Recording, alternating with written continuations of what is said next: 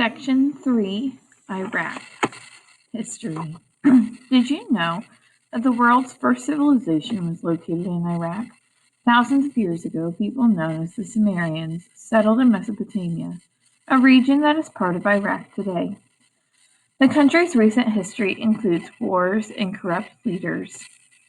Early civilization. Throughout Mesopotamia's history, different cultures and empires conquered the region. As you can see on the map on the next page, the Sumerians settled in southern Mesopotamia. By 3000 BC, the Sumerians built the world's first known cities there. The Persians then conquered Mesopotamia in the 500s BC. By 331 BC, Alexander the Great made it part of his empire.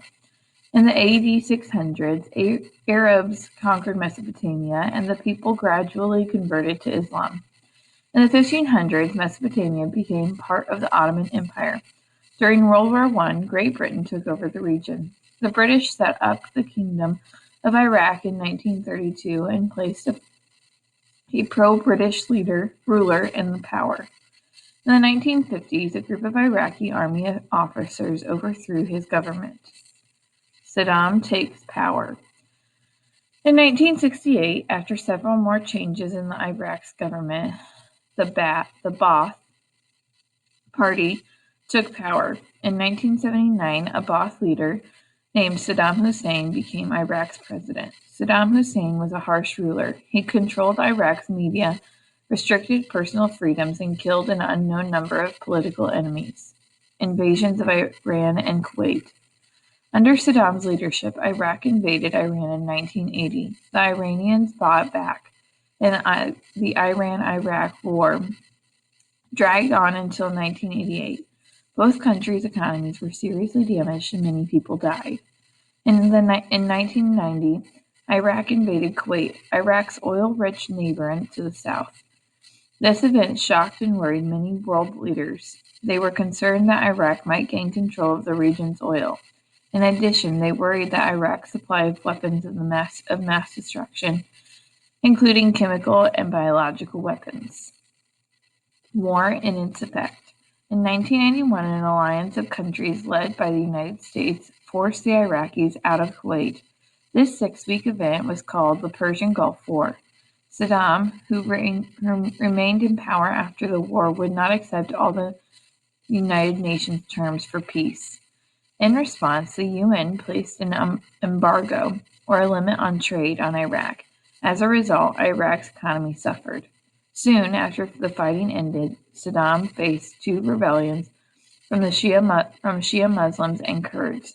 He brutally put down these uprisings. In response, the UN forced Iraq to end all military activity. The UN also required that Iraq allow inspectors into the country. They wanted to make sure that Saddam had destroyed the weapons of mass destruction. Iraq later refused to cooperate completely with the UN. 10 years after the Persian Gulf War, the terrorist attacks of September 11, 2001 led to new tensions between the United States and Iraq. U.S. government officials believe that Iraq aided terrorists. In March 2003, President George W. Bush ordered U.S. forces to attack Iraqi targets. Within a few weeks, the Iraqi army was defeated and Saddam's government was crushed. Saddam went into hiding, but U.S. soldiers later found Saddam hiding in an underground hole in Iraq. Saddam was arrested, tried, and executed for his crimes. People and culture. Iraq is about the same size as California, with a population of 27 million. Most Iraqis live in cities. Ethnic identity, religion, and food are all important elements of Iraqi culture. Ethnic groups. Most of Iraq's people belong to 2 major ethnic groups, Arabs and Kurds. Arabs are the largest group and make up more than 75% of Iraq's population. Iraqi Arabs speak the country's official language, Arabic. The smaller group, the Kurds, make up some 15 to 20% of the population. The Kurds are mostly farmers and live in a large region of northern Iraq. Most Iraqi Kurds speak Kurdish in addition to Arabic. Religion. Like ethnic identity, religion plays a large role in the lives of most Iraqis. Nearly all Iraqis, both Arab and Kurdish, are Muslim. Within Iraq, the two different branches of Islam, Shia and Sunni, are practiced. About 60% of Iraqis are Shia and live in the south. Some 35% of Iraqis are Sunnis and live in the north. Iraq today. Despite years of war, Iraq is slowly rebuilding. However, the country faces many challenges such as ongoing fighting. Rebuilding Baghdad. Iraq's capital, Baghdad, was severely damaged in the overthrow of Saddam's government. For example, the city's 6 million people lost electricity and running water.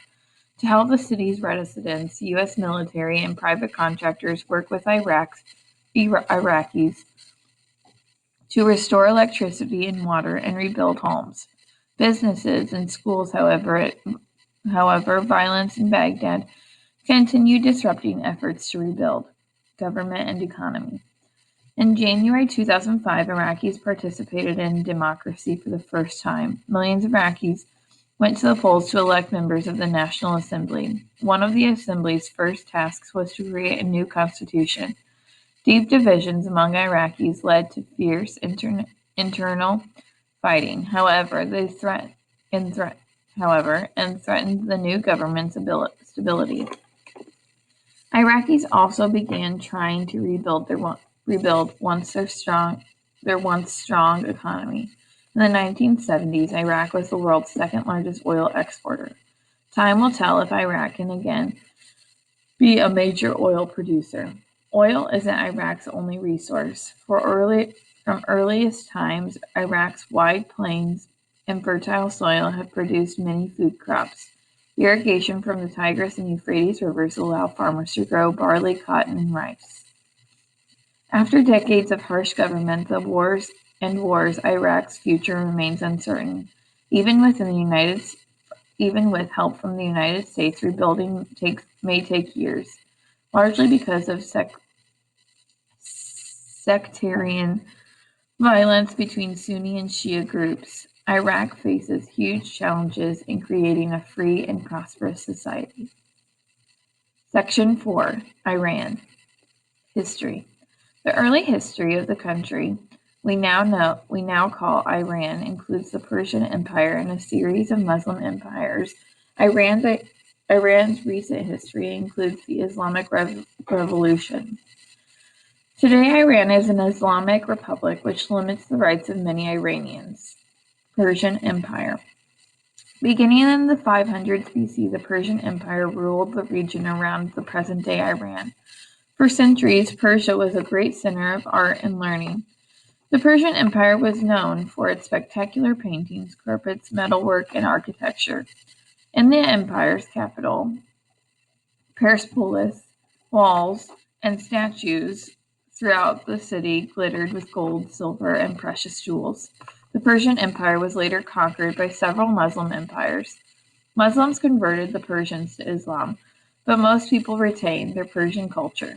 They built beautiful mosques with colorful tiles and large domes. The Shah and Islamic Revolution. In 1921, an Iranian military officer took power and encouraged change in Iran's government. He claimed the old Persian title of Shah, or king. In 1941, the Shah's son took control. This Shah became an ally of the United States and Great Britain and tried to modernize Iran. His programs were unpopular with many Iranians.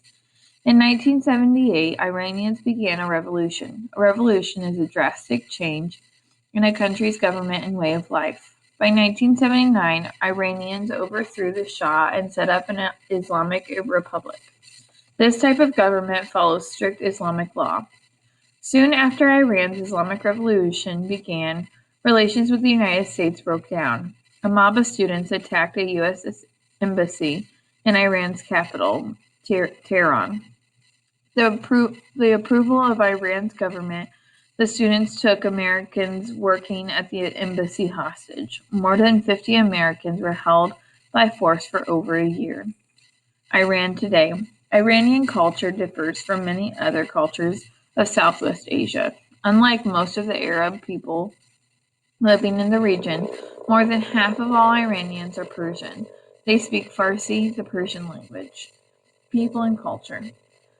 With about 65 million people, Iran was one of the largest populations in Southwest Asia. Iran's population is very strong. Over 35 million Iranians are younger than 25 years old. It is also ethnically diverse. Iranian ethnic groups, other than the Persian majority, include Azerbaijanis, Kurds, Arabs, and Turks. Most Iranians belong to the Shia branch of Islam. Only about 10% of Sunni Muslim. The rest of Iran's people practice strict Christianity, Judaism, or other religions. In addition, the Islamic holy days, Iranians celebrate Nowruz, the Persian New Year. Iranians tend to spend the holiday outdoors.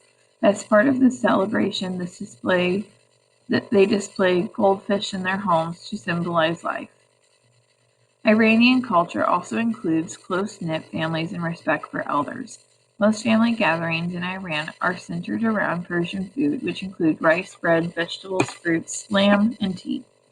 Economy and government. Huge oil reserves, which are among the largest in the world, make Iran a wealthy country. In addition to oil and production of beautiful woven carpets contributes to Iran's economy. The country's strong agriculture sector employs nearly one-third of Iranian workforce. The current government of Iran is a theocracy, a government ruled by religious leaders. These religious leaders, or ayatollahs, control Iran's government. The head of the ayatollahs, or supreme leader, has unlimited power. Even though religious leaders control Iran, its government has an elected president and parliament. Iran's government has supported many hardline policies. For example, it has called for the destruction of Israel.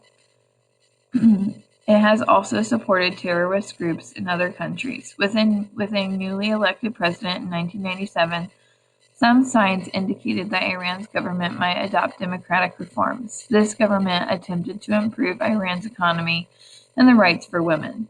However, in 2005, Iranians moved away from the democratic reforms by electing Mohammad Ahmadinejad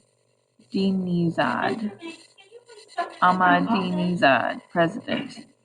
He wants Iranians to follow strict Islamic law. After the election, a reporter asked the new president if he had any plans for reform. He responded, "We did not have a revolution in order to have a democracy." More recently, international debate arose over Iran's expansion of its nuclear program. The United States and some of its allies feared that Iran was building nuclear weapons, which could threaten world security. Iran claimed it was using nuclear technology to create energy.